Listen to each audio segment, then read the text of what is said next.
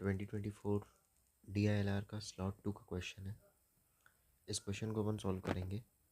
तो 8 gymnastic players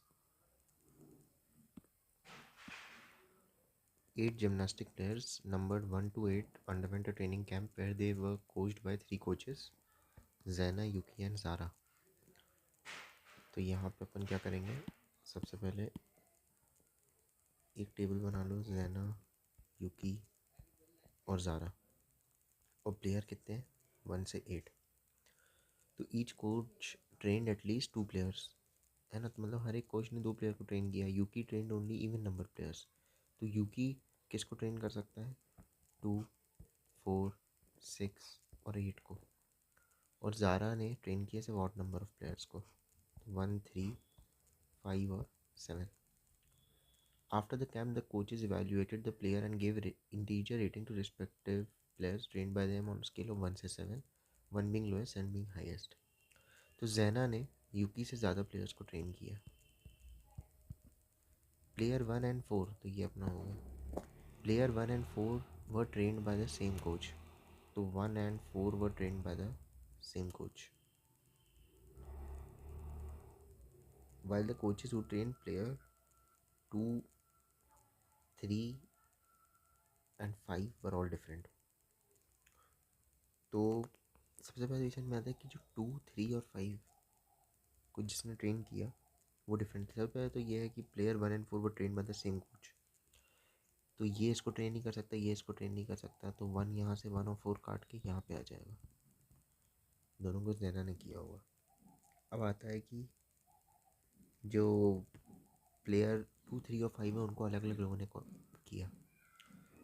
तो जो मेन बात है वो ये है कि जो 2 है, 3 है और ये 5 है, तो ये एक इनमें से 3 या 5 में से एक को किसी और ने ट्रेन किया होगा, क्योंकि इन लोग को अलग अलग प्लेयर्स ने ट्रेन किया। तो ये ऐसा हो जाएगा। अब आता है कि तो ये वाला भी हो गया। अब player 5 and 7 were trained by the same coach and got the same rating. तो मतलब वही है कि प्लेयर 5 और सेम कोच ने किया, तो यहाँ से 3 निकल गया और यहाँ से 5 निकल गया। हाँ 5 निकल गया, तो ऐसा आ जाएगा। अब इसमें आता है कि ऑल अदर्स, तो इन लोगों को सेम रेटिंग भी मिली, वो वाला रेटिंग वाला अपन बाद में करेंगे। All other players got a unique rating, है ना। The average of the ratings of all player plus 4, player 2 got the, अब यहाँ पे रेटिंग का आ गया पूरा। तो जो सबसे मेन बात है वो ये देखने की है कि अगर मान लेते हैं कि इसमें है ना कि जैना ने यूकी से ज़्यादा प्लेयर को ट्रेन किया, तो मान लेते हैं कि जैना ने 3 प्लेयर को,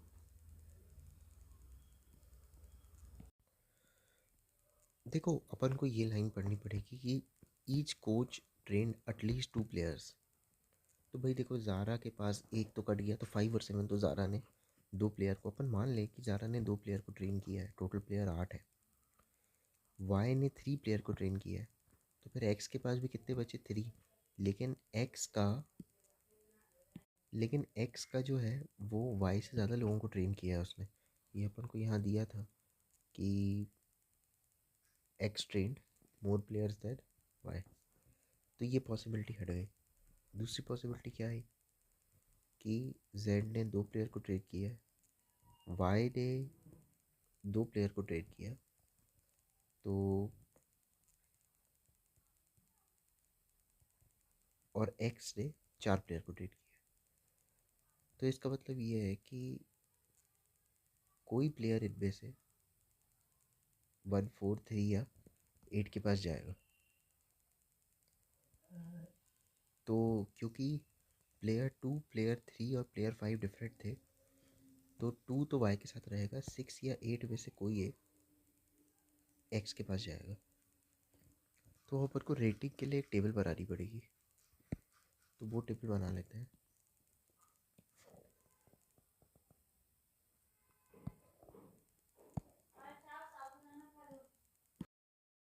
तो यहाँ पे अपन ने एक टेबल बना लिया। और टेबल में अपन क्या करेंगे, एंट्री करते हैं। तो देखो, प्लेयर 1 2 3 4 5 6 7 8। अब कौन से कोच ने उन्हें ट्रेन किया? तो एक्स ने ट्रेन किया 1 को, 4 को, 3 को। वाई ने ट्रेन किया 2 को। अब 6 या 8 कोई किसी एक को एक्स भी ट्रेन करेगा। तो 6 और 8 को अभी अपन एंट्री नहीं करते, जेड की करते हैं 5 और 7।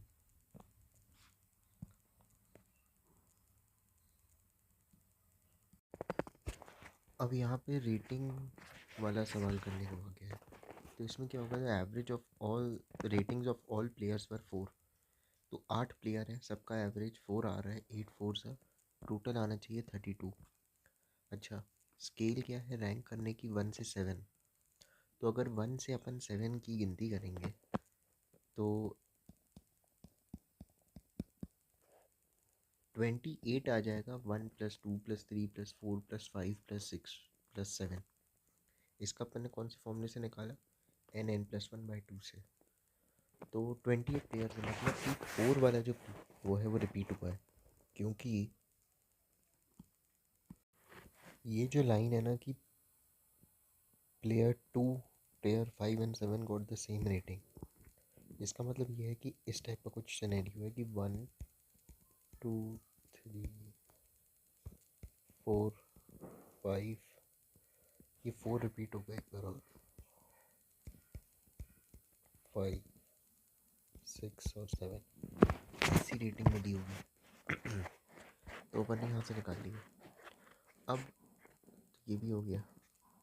Player 2 got the highest rating. तो प्लेयर 2 को मिलेगी 7 रेटिंग। नहीं, ये रेटिंग का कॉलम है। The average of the players trained by Yuki. तो यूकी को जिसने ट्रेन किया, the average rating of the players trained by Yuki was twice that of the players trained by Zena and 2 more than that of the players trained by Zara. Player 4's rating was double of player 8 and less than player 5. तो ये कब होगा? Player 5 की rating है अगर मान लेते हैं,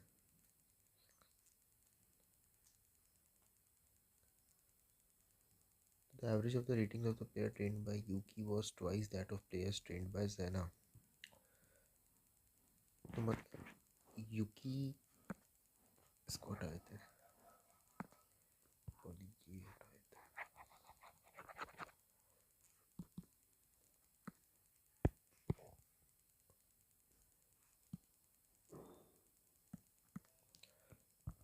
Zena, यूकी और ज़ारा। तो the average of the players trained by Yuki, तो यूकी को जिन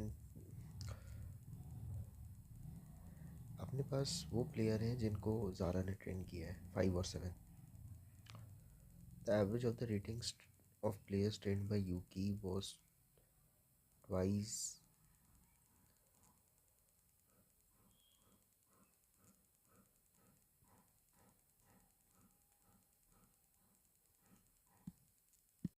अच्छा, एक चीज़ जो इससे क्लियर होती है वो ये होती है कि जो 4 4 रेटिंग थी, तो प्लेयर 5 और 7 को सेम रेटिंग मिली, 4 और 4। तो उसकी यहाँ पर एंट्री कर देते हैं। अब यहाँ पे अगर अपन एवरेज लिखेंगे तो the average of the ratings of the player trained by Yuki, तो ये समझ में आएगा कि यूकी को जो है वो 2A मिला था, इसको A मिला था, और इसको कितना मिला होगा? 4, है ना। तो 4 के हिसाब से इसका आया होगा 8।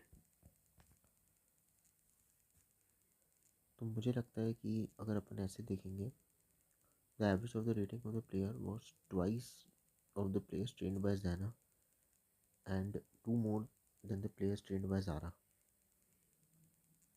है ना? तो जो एवरेज था रेटिंग्स का of the player train by Yuki was twice that of the players train by Zaina. तो average of players train by Yuki was 2 more than the players train by Zara. मतलब 2a plus 2 is equal to 4. तो 2a is equal to 2a1.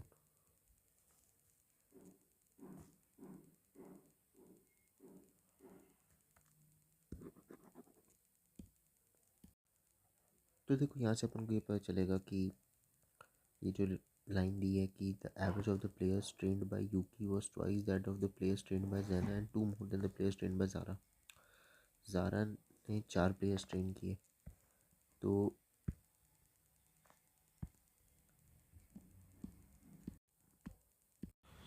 यहाँ पे क्या है कि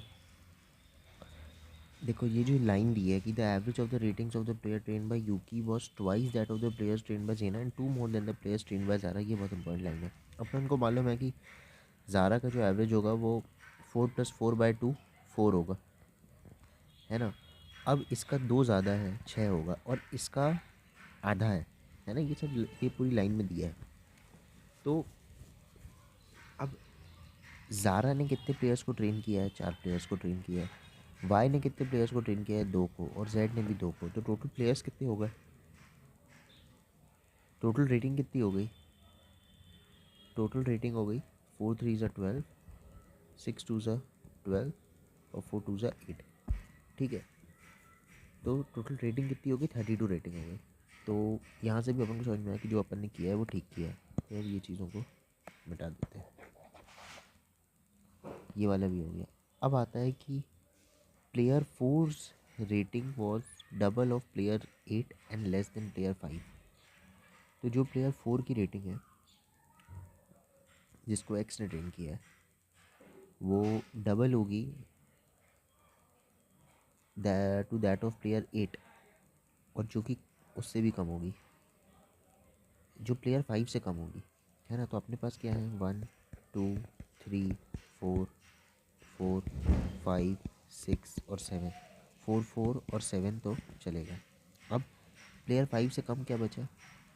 जो player 4 की रेटिंग है वो डबल है प्लेयर 8 की रेटिंग से और लेस है प्लेयर 5 से. तो बस एक 2 बचता है.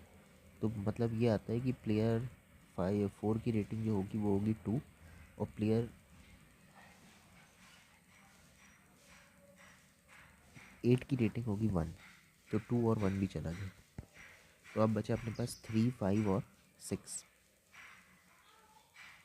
है ना? तो अपने पास क्या वैल्यू बची? 3 5 और 6 वैल्यू बची, और ये वाला भी अपन कर चुके हैं. तो 3 5 और 6 वैल्यू बची. अब इसमें आ जाएगा कि जो प्लेयर एक्स है उसमें अपन डालेंगे 3 5 और 6. अच्छा, अब प्लेयर 8 किसको बिलोंग करेगा? तो जो वाई है उसमें 12 है. तो वाई के पास एक 7 है और वाई के पास क्या आना चाहिए? 5 आना चाहिए. तो जिसके पास भी 5 होगा, तो अब क्योंकि तो देखो यहाँ पे वही है कि 7 के साथ वही प्लेयर अलाइन होगा जिसके पास 5 हो ताकि रेटिंग 12 हो. अब 8 के पास 5 है नहीं, तो किसके पास होगा 5? 6 के पास. तो वाई इसके साथ आ जाएगा और एक्स को ये ट्रेन करेगा. अब एक्स की कितनी हो गई रेटिंग? 2 + 1 3. तो बचा है क्या अपने पास? 6 तो हट गया, 3 और 5 बचा है. तो 3 और 5 यहाँ पे, या तो यहाँ पे 3 और 5 आ जाएगा या यहाँ पे 3 और 5 आ जाएगा. तो 3 और 5 8 9 10. 3 और 5 8 9 10 और ये 11 क्यों हो रहा है?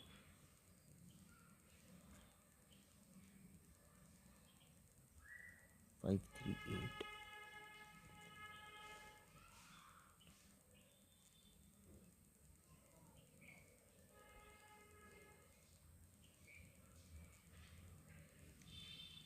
इसको चेक करना पड़ेगा अपन को, यहाँ क्या गलती हुई है। तो यहाँ एक गलती हो गई थी अपन से कि मतलब मेरे से कि ये जो 5 है ना, ये ऑलरेडी अपन ले चुके हैं, तो यहाँ पे 5 हट गया, 6 बचा था अपने पास। तो ये या तो 6 और 3 होगा, या ये 3 और 6 होगा। तो वही है कि 3 6 9 10 11 और 12। तो इस हिसाब से ये समझ में आएगा कि अपना जो है वो 12 का पूरा पेयर कंप्लीट है। तो इस हिसाब से अपन इस सेट को सॉल्व कर सकते हैं और इसके क्वेश्चंस को। तो अभी अपन क्वेश्चंस भी सॉल्व कर लेते हैं ताकि पूरी तरीके से चीज़ें क्लियर हो जाएं।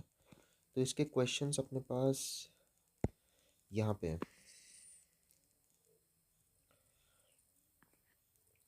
जैसे कि what best can be conclude about the number of players coach by Zara. तो एग्जैक्टली 2 इसका आंसर होना चाहिए। तो देखो चॉइस सी, एग्जैक्टली 2 इसका आंसर सही है ना।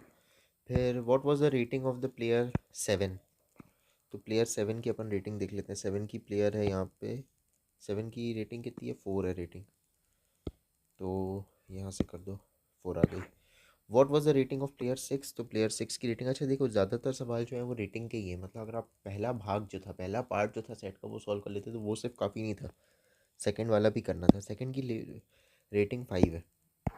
फिर आ गया for how many players the rating can be determined with certainty. Certainty तो सिर्फ 2 के अलावा सारे प्लेयर्स की, मतलब 6 प्लेयर्स की निकाल सकते थे अपन, तो ये भी अपना सही होता। जबकि ये एक टीटा क्वेश्चन है, टीटा क्वेश्चन में तो गलत होने की प्रोबेबिलिटी बहुत ज़्यादा रहती है। हु और वेल प्लेयर्स ट्रेंड बाय जैना। जैना को किन किन प्लेयर्स ने ट्रेन किया है, तो अपन को मालूम है कि जैना को 1 3 4 और 8 ने 1 3 4 और 8 में ट्रेन किया गया। तो जैना को 1 3 4 और 8, सी आंसर सही है। तो ये देखो अपन ये सेट करने के बाद अपने ऑलमोस्ट ऑलमोस्ट क्या पूरे अपने सारे आंसर सही हैं, है ना। और ये सेट जो है वो अपना पूरी तरीके से सॉल्व हो गया। अब जो मेन बात है, जो मेन बात होती है कि आप कैसे इन सेट्स को अपलोड करें। देखो ये जो सेट है वो बहुत टाइम कंज्यूमिंग है ना। ऑलरेडी अपन को भी अभी 12 मिनट हो गए ये सेट को करते हुए। तो लेकिन क्या है ना, 5 क्वेश्चन अपने सही हो जाते हैं, है ना। और 5 क्वेश्चन सही होना मतलब भाई 3 5 15 15 नंबर मिलेंगे अपन को, है ना। 15 नंबर कैट में, DILR में आपको एक सेट तो लगभग 1 से 2 सेट तो आपको और करना पड़ेगा। इसके अलावा इसके अलावा 1 से 2 सेट करना इसलिए भी ज़रूरी है क्योंकि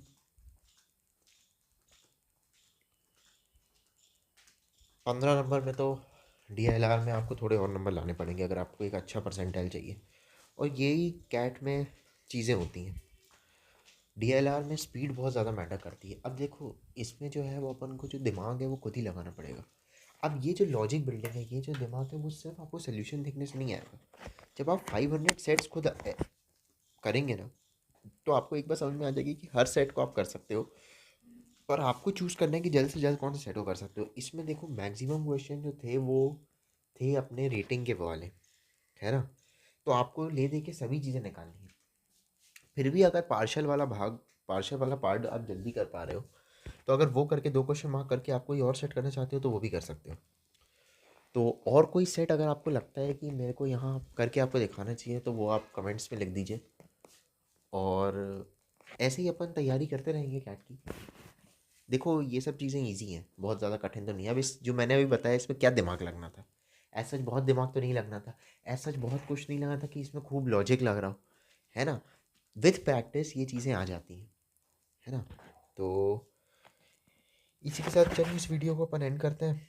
और कोई भी और डाउट हो तो आप लिख सकते हैं कमेंट्स में। इस वीडियो में कोई डाउट हो और क्या मैं इम्प्रूव कर सकता हूँ और किस किस चीज़ों को लाना चाहिए, आप सब लिखिए, दिल खोल के लिखिए, नेगेटिव भी लिखिए, कोई दिक्कत नहीं है। चलिए, थैंक यू।